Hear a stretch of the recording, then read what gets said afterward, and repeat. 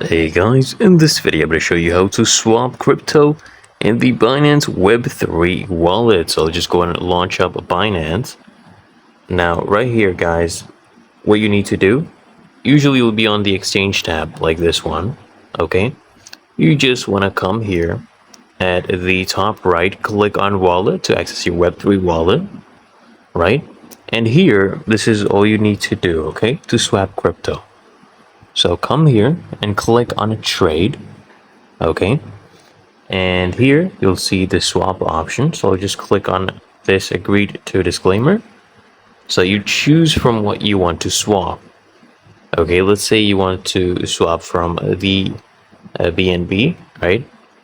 And choose that to maybe USDT, right? So you just enter the amount you want to swap, maybe 100 BNB, right? Or even 10.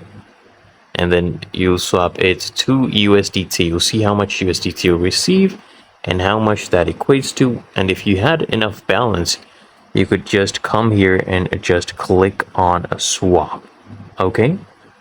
And you would have it within that specified time. So here it says within 1 minute, you would have it swapped. Really that easy and simple. So I hope this guide provided value to you.